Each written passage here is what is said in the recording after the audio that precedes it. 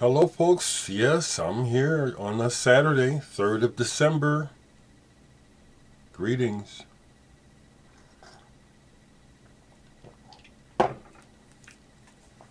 Friday was a really good day. I like, most days are good actually, but it's kind of nice when things are happening and they kind of pump you up even more. So, um, yesterday I went out and did a little bit of shopping and specifically went to Homer's and Grapefruit. And I finally met the Omaha Introvert, another vinyl community member, and I'll post a picture right here.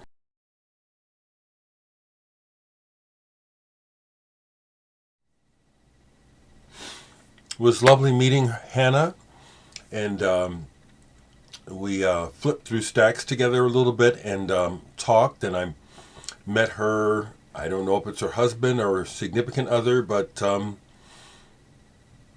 guy named Chris that was with her, and it was lovely. Um, I went down to pick up some records that people are very, very kind. You get what you give. Get what you give. You truly do. Um, and I had gotten a message from local collector, someone I don't really know, but I'm friendly with. Tommy. Tommy is his name. He's a collector. And he said he had some things that he wanted to give me, and they were down at Grapefruit for me, so I went to pick those up. Tommy, obviously you watch me. Thank you. So he gave me his three Mark-Almond albums. Mark-Almond 2, the first one, and this one, To the Heart. He had seen where I talked about I used to have these, and fact of the matter is I got rid of these because of space concerns. It's like I do like these records. So thank you, Mark, for Tommy, for allowing me the nostalgia of dropping the needle on this one in particular, because I like these albums because they're kind of on the jammy side and they get a little long-winded. Okay, so specifically, what I liked about this album, Mark-Almond, is the beginning of side 2, Love. The guitar figure with the flute. That's the piece that drew me to the band in the first place, because I heard it on FM underground radio, and it sounded like gypsy music, but really wonderful. So that happened. Thank you, Tommy.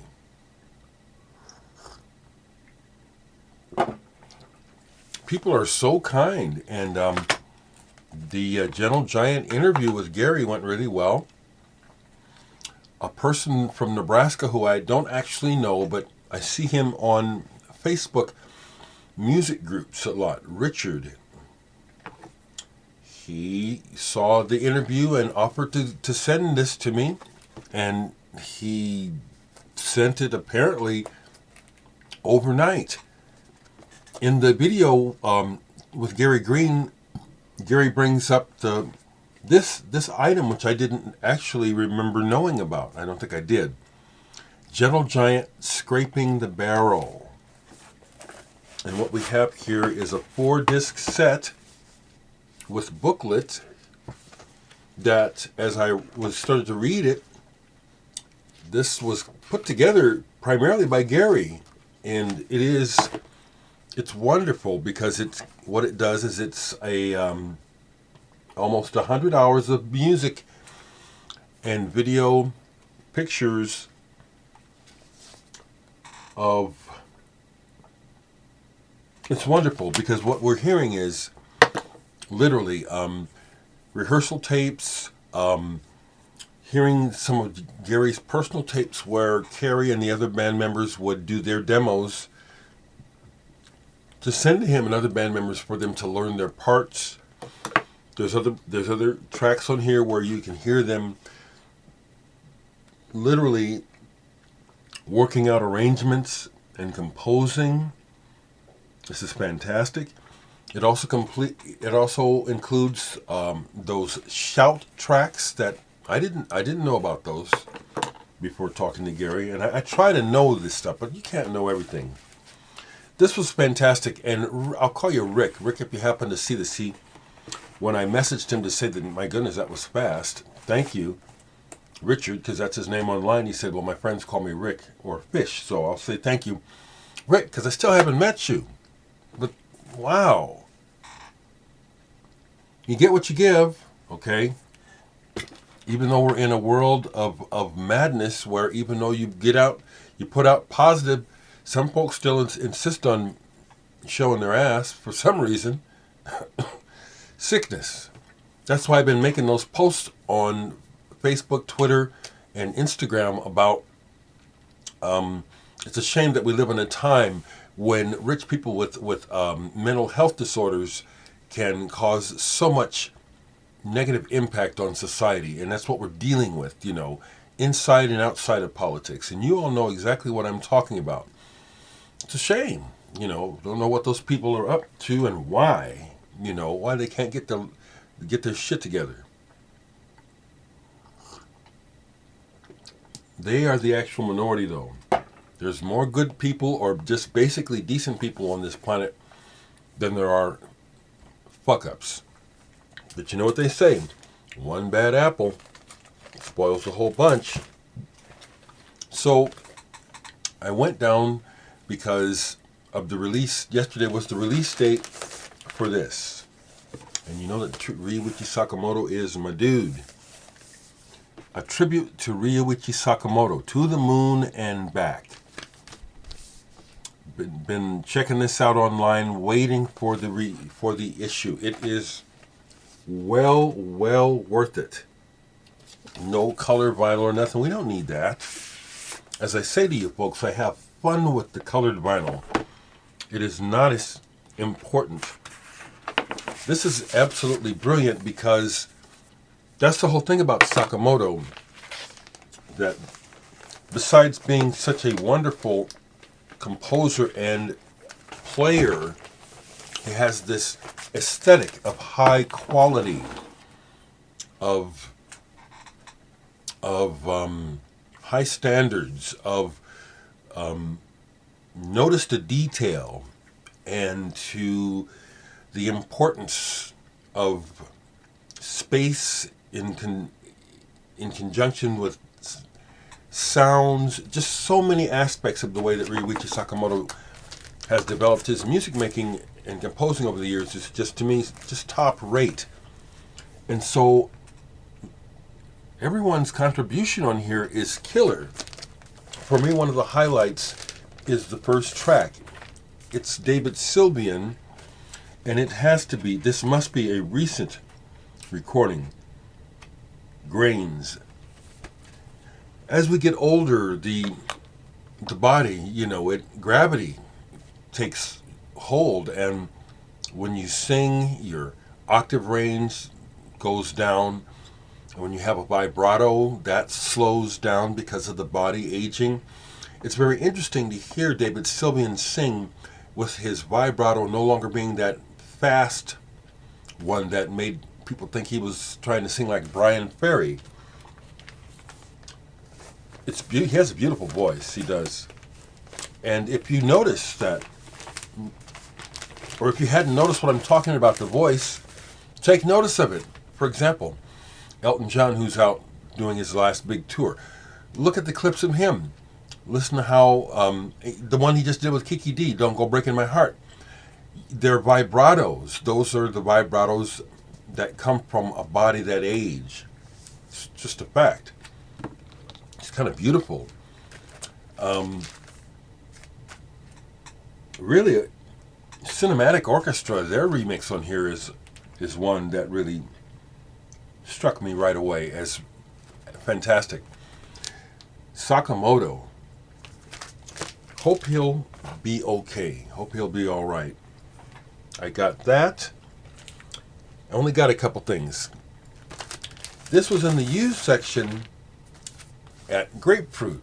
Is this one of your casts, another one of your casts off, Tommy? Because it turns out that Greenlight Sunday that I bought was out of Tommy's collection. Really no surprise that some of the records that I end up buying come from people that I end up knowing about or knowing because my taste, is for this area in particular is pretty specific, you know. So this was in the used at Grapefruit, but it was still sealed. And this is a new reissue. This is a new issue, 2022. Kraftwerk Remixes. 3 record set. It's not the yellow vinyl. I already had some of these remixes on their original release versions, but some of these remixes I did not have yet. And I love Kraftwerk, so this was a treat and very enjoyable. Listen to this all the way through yesterday, all 3 records. I love Kraftwerk. I love Kraftwerk. I love electronic music.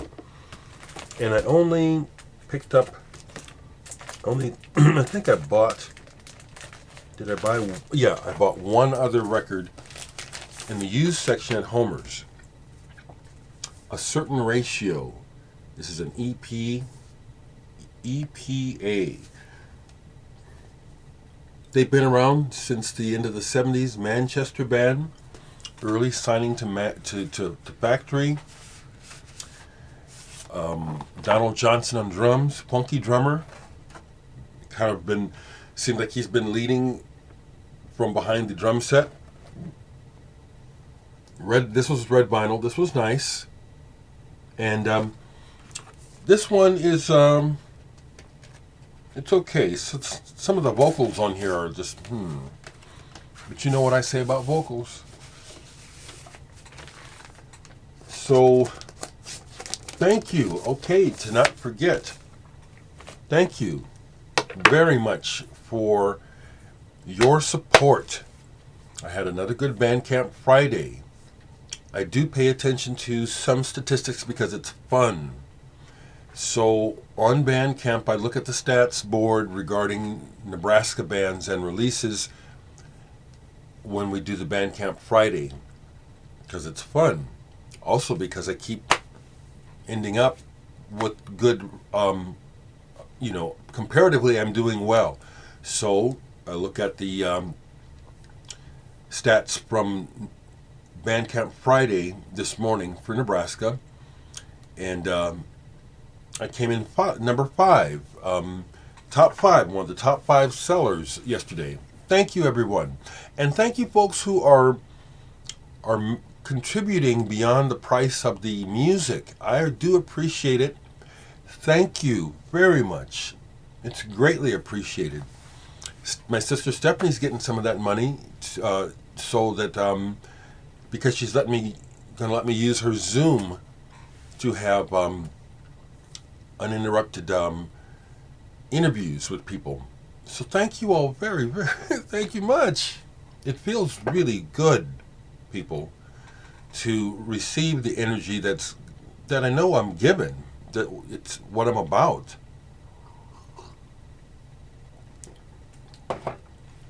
It looks like from Jerry King's page on Facebook that he got a good substantial amount of orders on this.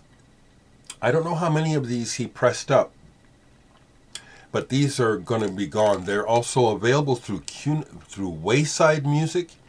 I love that. It's finally I'm on a release that's good enough to be in Wayside's catalog. Because my personal stuff, my electronic stuff, I've really never approached Steve Feigenbaum about carrying my stuff, but I just, kind of feel like it doesn't really seem to fit. So I'm glad, maybe it does. Maybe I should just ask him, will you add me? But I'm in the Wayside.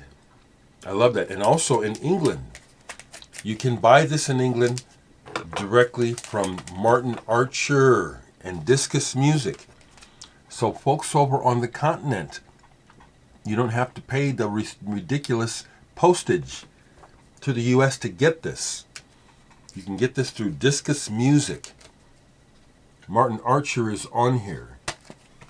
I was just listening to more of this new release, Judgmental Advisory, Meson, Obscure Subjectivity. This is some good deep psychedelic listening. I need to review this still after reading it and really absorbing it, because this new stuff coming out of Discus Music is top rate, and it is music for us aging hippies. And I mean that as a compliment. In my mind, the word hippie has always been a compliment. It was never an insult to me. Never.